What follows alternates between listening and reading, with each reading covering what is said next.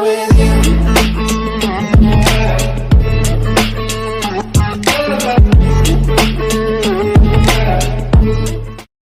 Selamat datang di channel saya Serangga Gatal. Jangan lupa di subrek, like and share. Mimin doakan semoga kita sehat semua. Oke, kita mulai. Long Yuyin sangat ingin tahu tentang teknik budidaya misterius Nili dan niat martial Dao yang dia pegang. Ini adalah ranah martial Dao yang belum pernah dia hubungi sebelumnya. Long Yuyin dipenuhi dengan kekaguman terhadap Nili. Setelah Nili memintanya untuk mulai berjuang untuk posisi patriark keluarga Dragon Seal, dia mengirim berita itu kepada bawahan lama ayahnya. Mereka mungkin akan kembali tidak lama lagi. Long Yuyin mengangkat kepalanya untuk melihat Nili. Selanjutnya dalam daftar, dia seharusnya membantunya membuka meridiannya. Nili melepaskan satu set jarum akupuntur dari cincin interspatialnya. Long Yuyin tampak gugup, wajahnya tampak seperti sedikit mendidih dan keadaan pikirannya berantakan. Lagi pula, ini adalah pertama kalinya dia sendirian dengan seorang anak laki-laki di kamar. Setelah Nili menyelesaikan persiapannya, dia menoleh ke Long Yuyin dan berkata, "Lepaskan pakaianmu." "Apa?" Long Yuyin berteriak kaget. "Jika kamu tidak melepas pakaianmu, bagaimana aku bisa memasukkan jarum?" kata Nili. Sejauh yang dia ketahui, dia hanyalah seorang gadis muda, oleh karena itu, dia tidak terlalu terganggu oleh itu. Wajah Long Yuyin mulai mendidih bahkan lebih, sampai ke lehernya. Setelah beberapa saat, dia menggertakkan giginya dan perlahan melepas gaunnya. Saat sutra itu jatuh, itu menunjukkan kulit bahunya yang halus. Perban putih membalut dadanya dengan erat, tapi Anda masih bisa melihat lekukan yang menakjubkan itu, montok dan penuh. Sulit membayangkan bagaimana penampilan mereka setelah dirilis. Dia mengangkat kepalanya, melirik ke arahnya, dan menggertakkan giginya dengan ragu. Karena Nili masih tidak mengatakan apa-apa lagi, dia mengulurkan tangannya ke perban putih di dadanya.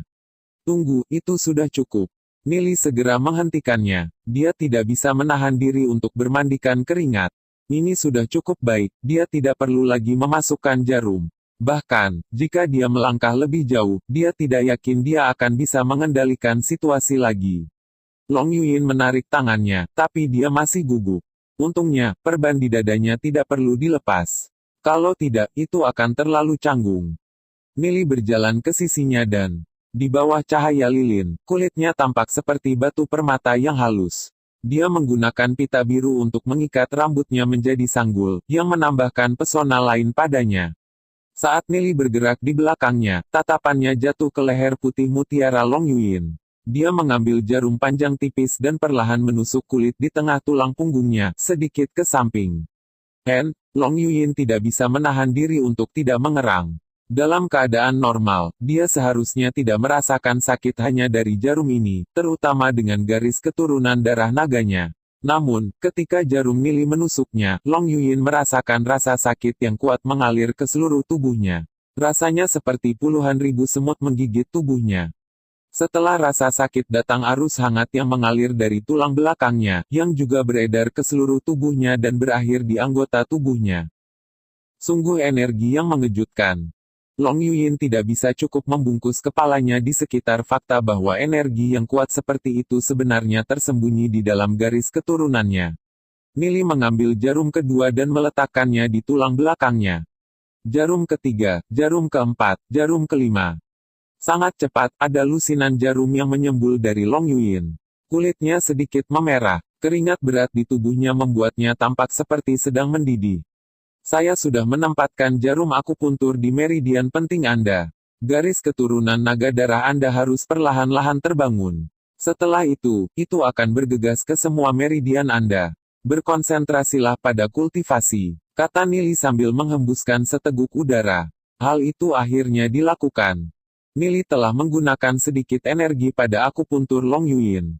Dia menatapnya, yang duduk bersila saat dia berkultivasi. Kemudian dia membuka pintu, berjalan keluar, dan dengan lembut menutupnya di belakangnya. Tiba-tiba sesosok muncul di samping Nili, yang mengejutkannya. "Itu Xiao Yu. Kau membuatku takut. Kemampuan tempur apa yang kamu gunakan?" Tidak ada suara saat kamu muncul. Nili tidak bisa menahan diri untuk bertanya. Dia tidak benar-benar waspada terhadap aura Xiao Yu, oleh karena itu, Xiao Yu bisa gitu dekat tanpa dia sadari. Wajah Xiao Yu hitam dengan ekspresi kesal di wajahnya. Melihat betapa marahnya Xiao Yu, Nili bertanya, apa yang terjadi? Kamu tidak mungkin dibunuh oleh orang lain di dunia luar lagi, kan? Xiao Yu menatap Nili sambil berkata dengan suara serius, Nili, bagaimana kamu bisa melakukan hal ini? Apakah kamu tidak mengecewakan Ning Er? Apa yang saya lakukan? Apa masalahnya? Nili tertegun sejenak, sebelum dia segera menyadari apa yang Xiao Yu bicarakan. Dia tersenyum, apakah ini tentang Long Yuyin? Hahaha, apa yang kamu bicarakan? Bagaimana itu mengecewakan Ning Er? Kamu tahu persis apa yang telah kamu lakukan. Xiao Yu mendengus saat dia berbalik dan pergi. Hei, Xiao Yu, kamu salah paham. Nili berteriak menghadap punggung Xiao Yu. Namun, Xiao Yu tidak mau mendengarkan Nili saat ia dengan cepat kembali ke kamarnya sendiri dan menutup pintu. Nili tercengang. Ada apa dengan Xiao Yu? Dia bahkan tidak memberinya kesempatan untuk menjelaskan dirinya sendiri. Terlebih lagi, ini bukanlah sesuatu yang benar-benar harus diperhatikan oleh Xiao Yu, kan? Mungkinkah Xiao Yu tertarik pada Long Yuyin? Jika itu masalahnya, maka wajar jika Xiao Yu marah. Tapi berapa kali Xiao Yu dan Long Yuyin bertemu? Apakah mereka bahkan saling mengenal? Banci itu tidak mungkin tertarik pada diriku sendiri, kan? Nili tidak bisa menahan perasaan dingin mengalir di tulang punggungnya. Mungkinkah Xiao Yu berayun seperti itu? Tidak hanya tertarik pada wanita, tapi juga pada pria. Nili pernah menduga bahwa Xiao Yu adalah seorang wanita. Lagi pula, orang itu terlalu cantik. Namun, Nili telah mengkonfirmasi bahwa Xiao Yu bukanlah seorang wanita. Itu meninggalkan Banci sebagai satu-satunya pilihan. Setelah merenungkannya sebentar, Nili menggelengkan kepalanya dan menyingkirkan pikiran itu. Dia pasti terlalu memikirkannya. Kira-kira 1 jam kemudian, aura kuat melonjak dari dalam kamar Nili. Garis keturunan naga darah dalam tubuh Long Yuyin telah dilepaskan. Menurut aura ini, dia setidaknya harus bernasib 5 sekarang. Lebih jauh lagi, kultivasinya di masa depan akan terus meningkat pesat. Nili tahu bahwa Long Yuyin telah selesai membuka meridiannya, jadi dia mendorong pintu dan berjalan masuk. Ah, Long Yuyin menjerit. Nili tertegun saat ia menatap ke dalam ruangan. Semua pakaian Long Yuyin telah dibakar menjadi abu. Dia menutupi dirinya dari pandangan Nili, tapi dia tidak bisa menutupi pancaran musim semi. 1. Nili segera membuang muka dan dengan canggung berjalan keluar. Sesaat kemudian, Long Yuyin selesai berganti pakaian baru dan berjalan keluar dengan kepala tertunduk dan wajah merah. Suasana menjadi sedikit aneh. Nili menggaruk kepalanya dan mengganti topik. Bagaimana itu? Apakah meridian Anda semua terbuka? Semuanya buka. Wajah Long Yuyin merah samar saat dia mengangguk. Metode Nili sangat kuat. Itu memungkinkan kultivasinya melambung beberapa tahap. Dia merasa seperti sedang bermimpi. Itu bagus sekarang karena semuanya tidak terkunci. Nili memberinya senyum kecil. Long Yuyin dengan lembut mengangguk sebagai pengakuan. Dia dipenuhi dengan rasa terima kasih terhadap Nili. Tapi selain itu, ada juga sesuatu yang lain di hatinya. Perasaan aneh yang tidak bisa dia pahami. Ketika Anda sampai di rumah, konsolidasikan kultivasi Anda sedikit. Kultivasi Anda pasti akan terus melambung dengan pesat. Nili tersenyum sambil melanjutkan, kultivasimu sudah sangat kuat, aku tidak cocok lagi menjadi tuanmu. Long Yuyin mengangkat kepalanya saat dia melihat Nili dan berkata dengan suara mendesak, tidak peduli apa, kamu akan selalu menjadi tuanku. Nili tertawa, aku hanya bercanda. Ini sudah larut, jadi Anda mungkin harus segera kembali. Jika seseorang melihatmu di malam seperti ini, siapa yang tahu apa yang akan mereka pikirkan? Oke, wajah Long Yuyin mendidih saat dia mengangguk. Dia mengambil beberapa langkah ke depan sebelum dia berbalik. Tuan, saya akan segera kembali. Dia melompat keluar pintu dan sangat cepat dengan langkahnya, karena dia takut Nili akan mencoba menghentikannya. Nili menarik pandangannya dan tidak bisa menahan senyum pahit.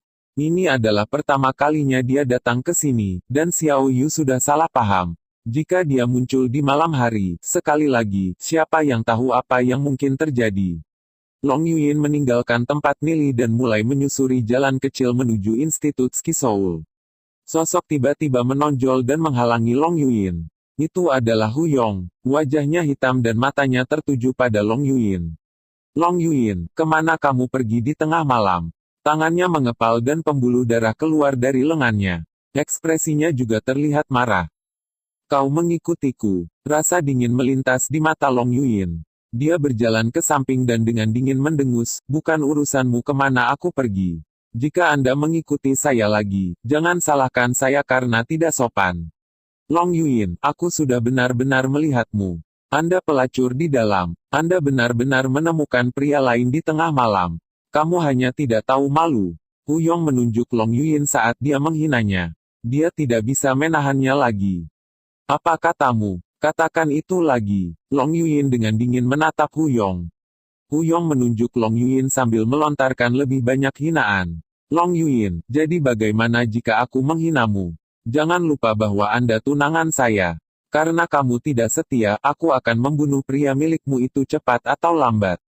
Ekspresi Long Yuyin berubah jelek, tapi dia bukan tipe orang yang akan bertengkar dengan orang seperti Hu Yong. Auranya terkunci padanya saat dia mendekat dengan wajah marah. Merasakan aura pembunuh menakutkan Long Yuyin, Hu Yong tidak bisa menahan seteguk besar air liur. Beberapa saat yang lalu, dia dibutakan oleh amarah, itu sebabnya dia berani mengatakan hal seperti itu.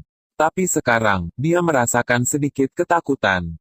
Kamu sampah, bagaimana mungkin kamu bisa menjadi pasanganku? Anda berpikir bahwa Anda adalah sesuatu dengan keluarga Anda mendukung Anda. Apakah orang lemah sepertimu cocok menjadi tunanganku? Long Yuyin berjalan menuju Hu Yong. Kaki kanannya yang ramping tiba-tiba menyerang, mendarat di selangkangannya. Mulut Hu Yong berubah menjadi bentuk O, tapi dia tidak bisa mengeluarkan suara apapun. Wajahnya perlahan berubah pucat pasi. Kedua tangannya gemetar saat dia memegang selangkangannya. Kedua kakinya gemetar saat dia jatuh ke tanah dan mengambil posisi janin. Keringat dingin terbentuk di tubuhnya. Kaki Long Yuyin telah mendarat dengan baik di titik krusialnya, sama seperti terakhir kali. Hu Yong yang menyedihkan telah dilumpuhkan oleh Long Yuyin sebelumnya. Dan sepertinya dia belum mempelajari pelajarannya. Tuan muda, apakah kamu baik-baik saja? Tuan muda. Beberapa pengikut berteriak prihatin ketika mereka muncul dari semak-semak di dekatnya. Long Yuyin melihat sekali lagi pada Hu Yong, yang dikelilingi oleh bawahannya. Kemudian dia mendengus dan terbang. Setelah Long Yuyin pergi, Nili segera mulai berkultivasi. Bahkan budidaya Long Yuyin sudah mencapai 5 nasib. Jika dia tidak segera menyusul, dia akan tertinggal dalam debu. Nili memasuki lukisan Myriad Miles Rivers and Mountains. Danau dewa mengambang di sekitar lukisan itu. Segera, mereka akan mulai memproduksi persediaan batu spiritual yang tak ada habisnya. Nili melihat ke arah Yuyan yang berkultivasi di kejauhan. Api keemasan di tubuh berkobar lebih dari sebelumnya, tampak seperti awan api keemasan di langit. Nili tidak tahu seberapa jauh budidaya Yuyan telah mencapai. Karena dia masih di tengah kultivasi, dia tidak ingin mengganggunya. Adapun Jindan, si kecil itu sudah 2 kali ukuran aslinya. Itu tetap dengan rutinitas makan dan tidurnya. Lukisan Myriad Miles Rivers and Mountains ini seperti sebuah utopia untuknya. Nili menetap dan mulai berkultivasi. Tapi tidak seperti sebelumnya, dia menyerap esensi batu spiritual murni, bukan batu spiritual. Energi surgawi yang terkandung dalam esensi batu spiritual lebih murni beberapa kali lipat. Sepotong esensi batu spiritual setara dengan 1000 batu spiritual. Para pembudidaya biasa tidak dapat menikmati barang-barang seperti itu, tapi untuk kantong uang seperti Nili, itu tidak banyak. Setelah menyerap 3 esensi batu spiritual, kultivasinya kembali ke 3 nasib. Namun, ia terus menyerap lebih banyak esensi batu spiritual. Untuk saat ini, jiwa nasib Nili masih tidak stabil, jadi dia tidak berpikir untuk pergi ke dunia luar untuk saat ini. Sebaliknya, ia berkultivasi dan terus meningkatkan kekuatannya dalam damai. Waktu berlalu dengan cepat. 5 hari kemudian, Nili telah menggunakan puluhan esensi batu spiritual dan budidayanya akhirnya melangkah ke 4 nasib. Dia telah selesai membentuk jiwa takdir keempatnya, dan itu berwarna hitam. Merah, biru, kuning dan hitam. Lalu apa yang akan menjadi warna dari takdir jiwa kelimanya? Nili sedikit bingung. Namun, dia tidak berhenti berkultivasi gitu dia mencapai 4 nasib. Sebaliknya, dia melanjutkan. Sementara itu, di dunia luar, Gubei dan Lu Piao memimpin Liga Iblis dan akhirnya mengalahkan Danau Dewa. Ini adalah Dewa Danau pertama mereka sejak Liga didirikan. Meskipun itu hanya Dewa Danau kelas rendah biasa, itu adalah awal yang cukup baik bagi mereka. Dengan Dewa Danau sebagai basis, mereka akan mampu merekrut lebih banyak ahli dari sebelumnya, terutama karena mereka tidak kekurangan dana. Bagaimanapun, persyaratan yang mereka berikan beberapa kali lebih baik daripada faksi lain. Saat mereka berkultivasi di Danau Dewa, seorang bawahan bergegas masuk. Tuan B, ada faksi yang disebut Liga Giok Kuno yang datang untuk bergabung dengan kami. Liga Giok Kuno. Dari mana asal mereka? Lu Piao mengerutkan kening saat dia bertanya pada Gubei. Sejak mereka datang ke dunia luar, Lu Piao menjadi lebih berhati-hati. Mereka adalah faksi kecil di dunia luar dengan sekitar 60 pria yang berada di sekitar alam takdir surgawi. Gubei melanjutkan, namun, mereka tidak memiliki hubungan dengan faksi lain. Setelah mencapai dunia luar, Gubei telah melakukan beberapa penyelidikan pada semua kekuatan besar dan kecil di luar sana. Gubei juga memiliki ingatan yang luar biasa. Selama faksi memiliki nama di dunia luar, Gubei akan tahu tentang mereka. Apakah Anda bertanya mengapa mereka ingin bergabung dengan kami? Gubei bertanya setelah merenung sejenak. Mereka mengatakan bahwa berkeliaran di dunia luar terlalu sulit bagi mereka. Mereka mengatakan bahwa mereka telah berhubungan dengan beberapa faksi utama, tapi faksi-faksi besar itu tidak memberi mereka perhatian dan tidak mau menerima mereka. Setelah mendengar bahwa Tuan B sedang membangun kekuatanmu sendiri, mereka memutuskan untuk segera berkunjung dan bertanya. Bawahan itu melaporkan. Dalam keadaan normal, faksi-faksi besar itu tidak akan mau menerima mereka, kekuatan mereka terlalu biasa. Bagaimanapun, itu adalah kualitas daripada kuantitas yang diperhitungkan. Memiliki lebih banyak orang berarti mereka harus menghabiskan lebih banyak batu spiritual untuk mempertahankan kekuatan. Setelah faksi-faksi besar itu mempertimbangkan faktor-faktornya, tentu saja mereka tidak mau menerima mereka yang lemah. Apakah kita akan membawa mereka? Tanya Lu Piao sambil menatap Gubei. Ini adalah pertama kalinya seluruh faksi memutuskan untuk bergabung dengan mereka. Tentu saja, Nili adalah kantong uang, jadi kita bisa membelinya. Gubei tersenyum sambil melanjutkan, faksi lain harus khawatir memiliki terlalu banyak beban, jadi mereka tidak mau menanggungnya. Tapi itu bukan masalah bagi kami, karena Nili sudah menyuruh kami merekrut orang sebanyak mungkin. Beberapa saat kemudian, kelompok yang menyebut diri mereka Liga Giok Kuno muncul di hadapan Gubei dan Lu Piao. Tuan B, nama saya Heng Yan. Pemimpin Liga Giok Kuno menangkupkan tangannya ke arah Gubei. Dia adalah seorang pemuda berusia 20-an dan tidak memiliki latar belakang keluarga yang layak dibicarakan. Namun, dia bertindak tidak rendah hati atau memaksa saat dia berdiri di depan Gubei dan Lu Piao. Jika Anda bergabung dengan Liga Iblis kami, Anda harus mengikuti aturan kami. Apakah Anda akan mematuhinya? Wajah Gubei berubah serius saat dia menatap Heng Yan. Heng Yan segera membungkuk dan berkata, saya mengerti. Bergabung dengan Liga Iblis akan mengharuskan mereka untuk menandatangani kontrak. Setelah kontrak ditetapkan, mereka tidak akan berani mengkhianatinya, terutama dengan latar belakang keluarga Gubei. Bagaimanapun, Gubei adalah penerus pertama dari klan Gu. Bagus. Kalau gitu tanda tangani kontraknya. Gubei ringan tersenyum. Heng Yan memandang Gubei saat dia bertanya, Tuan B, kami mengendalikan Dewa Danau kelas rendah. Meski hampir mengering, masih ada puluhan orang yang menjaganya saat ini. Apakah kamu menginginkannya? Gubei dengan lugas berkata, tentu saja. Setelah bergabung dengan Liga Iblis kami akan mengirim beberapa orang untuk mengumpulkan Danau Dewa Anda. Karena Anda telah memutuskan untuk bergabung dengan kami, Anda akan diperlakukan sama seperti orang lain yang ada di Liga Iblis. Mendengar kata-kata Gubei, mata Heng Yan dan kelompoknya berbinar.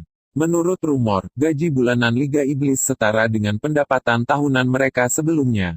Bagaimana mungkin mereka tidak mau? Sangat cepat, Heng Yan dan orang-orangnya membubarkan Liga Giok Kuno. Setelah semua orang yang hadir menandatangani kontrak, mereka menjadi bagian dari Liga Iblis. Bagi Heng Yan, menukar danau dewa yang hampir kering dengan perlakuan murah hati dari Liga Iblis adalah keuntungan bagi mereka. Sejauh menyangkut Nili, itu adalah keuntungan baginya juga. Yang harus dia lakukan sebagai ganti akar dewa yang hampir kering, adalah membayar Heng Yan dan kelompoknya uang saku kecil setiap bulan. Berita itu menyebar dengan cepat. Liga Giok kuno telah dibubarkan dan anggotanya telah bergabung dengan Liga Iblis. Faksi-faksi kecil lainnya juga sedang berunding. Menjaga Dewa Danau adalah pekerjaan yang pahit. Dan sebagai imbalannya, mereka hanya menerima sekitar selusin batu spiritual per tahun. Tapi jika mereka memilih untuk mengikuti Liga Iblis, maka mereka bisa mendapatkan lusinan batu spiritual setiap bulan. Beberapa bos dari faksi yang lebih kecil tidak mau membubarkan faksi mereka sendiri. Namun, mereka melihat hati saudara laki-laki mereka bergetar dan mengerti bahwa faksi mereka tidak dapat bertahan lebih lama lagi. Mereka juga dibubarkan dan bergabung dengan Liga Iblis. Hanya dalam 1 bulan, puluhan faksi telah dibubarkan dan bergabung dengan Liga Iblis. Liga itu sendiri membengkak dan tumbuh dengan kecepatan yang ganas. Selain menerima sejumlah besar anggota baru, Liga Iblis juga menerima dan mengendalikan lusinan Dewa Danau. Namun, Nili dengan cepat menghapus akar dewa dari semua danau itu. Setelah mengambil lusinan faksi, ukuran Liga Iblis membengkak menjadi lebih dari 3.000 ahli. Namun, tidak semua orang memiliki kultivasi yang tinggi. Hanya ada beberapa lusin ahli alam bintang surgawi. Namun, ekspansi mereka sudah sangat mengejutkan, mengingat liga baru berusia beberapa bulan. Faksi utama dunia luar sangat bingung. Bagaimana mungkin Liga Iblis mampu membeli sejumlah besar batu spiritual yang dibutuhkan setiap hari untuk mendukungnya? Jika ada kekuatan lain yang menghabiskan gitu banyak hanya untuk mempertahankan gitu banyak orang, maka mereka sudah hancur sejak lama. Namun, apa yang mereka tidak tahu adalah bahwa Nili tidak mampu mendukung mereka semua. Jumlah batu spiritual yang dimilikinya masih sangat meningkat. Sekian dulu update-annya, tunggu lanjutannya di channel saya Serangga Gatal, di subscribe ya guys. Terima kasih.